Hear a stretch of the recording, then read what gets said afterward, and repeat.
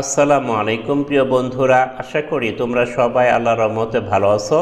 ইউরফ্যান্সি YouTube channel থেকে তোমাদের সবাইকে শুভেচ্ছা ও স্বাগতম। বন্ধুরা, আজকের ক্লাসে আমরা এমএস ওয়ার্ডে টেক্সট বক্সের ব্যবহার শিখব।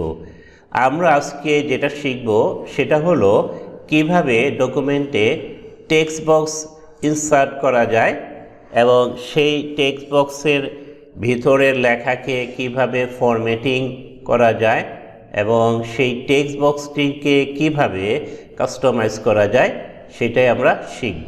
তো চলো শুরু করি।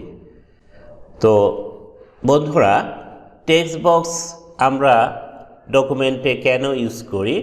কোনো আর্টিকেল বা কোনো ডকুমেন্টের গুরুত্বপূর্ণ পয়েন্টগুলোকে হাইলাইট করার জন্য আমরা টেক্সট বক্স ইউজ করি, অথবা যে কোনো ডকুমেন্টের যে কোনো স্থানে ডকুমেন্টের মাঝখানে লেখার জন্য আমরা টেক্সট বক্সটা ইউজ করি।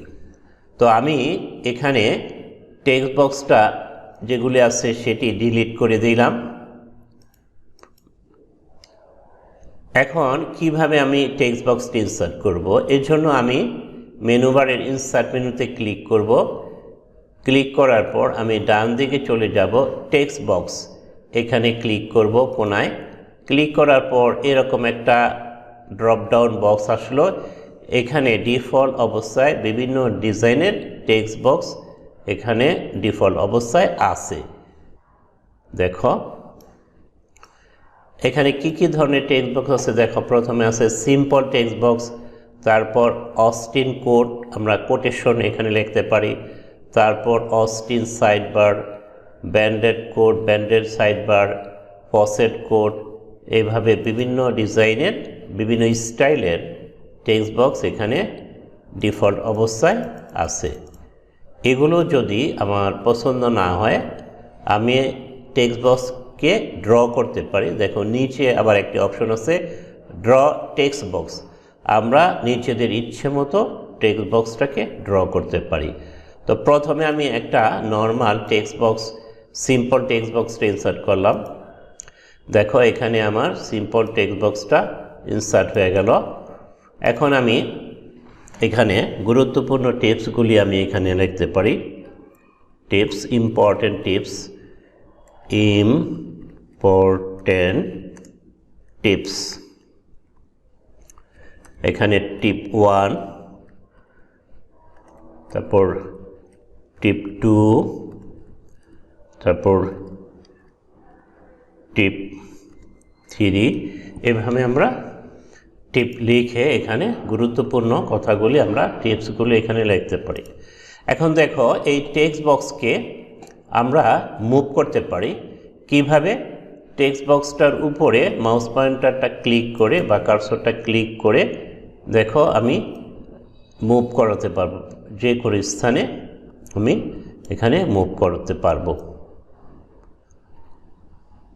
দেখো আর কি করতে পারবো? এই টেক্সট বক্সটাকে আমরা রিসাইজ করতে পারবো। এই যে কোণায় ধরে, এই যে গোল গোল চিহ্ন আছে বৃত্ত, আবার কোণায় ধরলে রেশিও অনুযায়ী তোমার ছোট বড় করা যায়। দেখো মুভ করলাম, তারপর আবার এখানে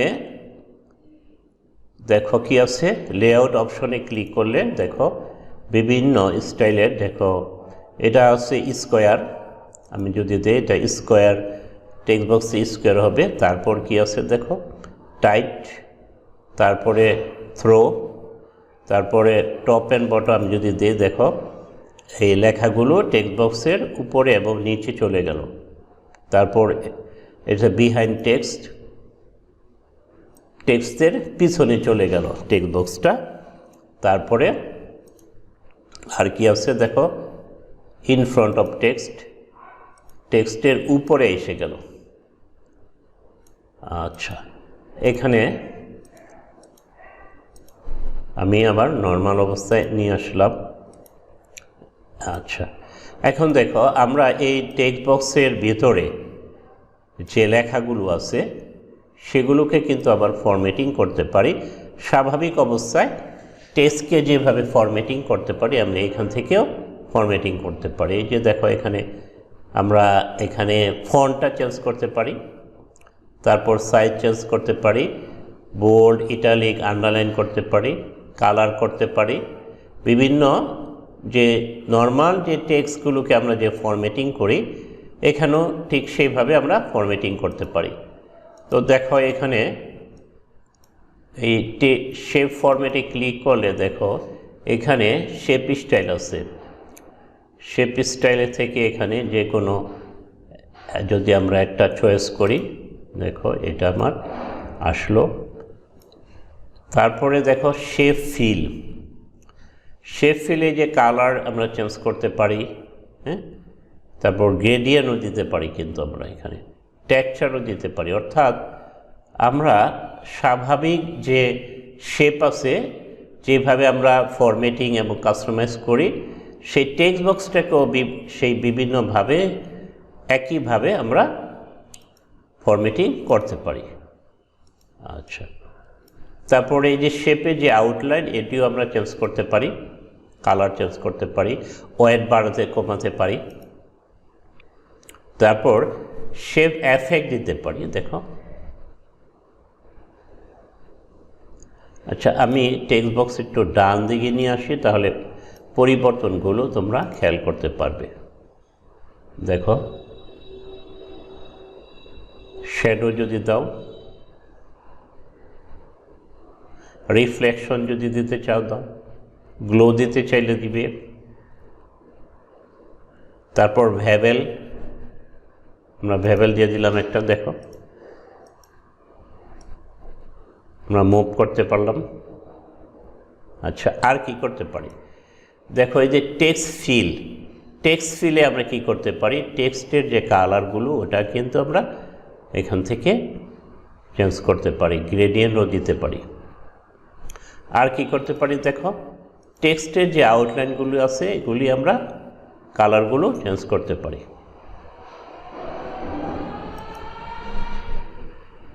তারপর টেক্সট এফেক্ট, টেক্সট এফেক্টও দিতে পারি। দেখো ভিতরে যে এফেক্টগুলি আছে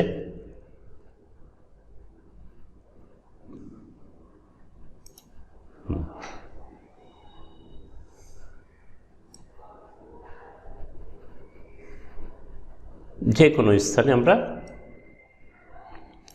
এখান থেকে নিতে পারি।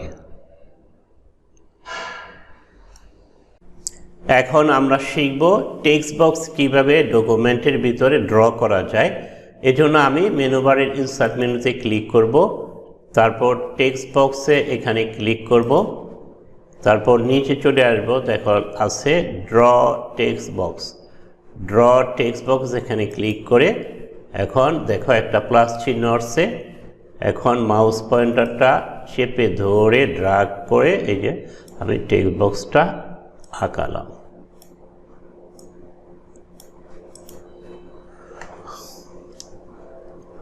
আঁকিয়ে আমি কিছু লিখে দিই, 50%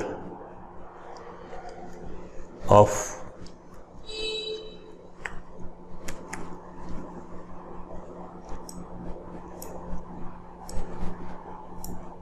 এখন ফরম্যাটিং করি, নর্মাল অবস্থায় নিয়ে আসি। দেখো আবারও ফরম্যাটিং করি, লেআউট অপশনে গিয়ে দেখো এখানে টাইট, এখানে আর কি দিতে পারি, থ্রো, তারপরে টপ অ্যান্ড বটম। আচ্ছা, এখন এই টেক্সট বক্সকে আমরা নর্মাল অবস্থায় নিয়ে আসি। ডিফল্ট অবস্থায় টেক্সট বক্সকে আমরা যেভাবে ফরম্যাটিং করতে পারি এই ড্র বা আঁকানো টেক্সট বক্সকেও সে একইভাবে আমরা কাস্টমাইজ ও ফরম্যাটিং করতে পারি। এজন্য আমি এই টেক্সট বক্সটাকে সিলেক্ট করে এই যে দেখো এখান থেকে আমি যে কোনো স্টাইল নিয়ে করতে পারি, ওই একইভাবে ফিল করতে পারি, গ্রেডিয়েন্ট দিতে পারি। দেখো এটাকে মাঝখানে নিয়ে যাই, এই যে শেপ ফরম্যাট, এটাকে পজিশন করি বা এই পজিশন করি, দেখো মাঝখানে দিতে পারি।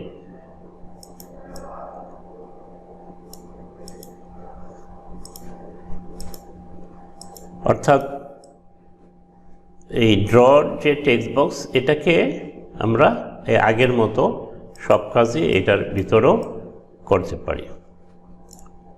আর একটু বড় করতে পারি, ছোট করতে পারি ইচ্ছে মতো।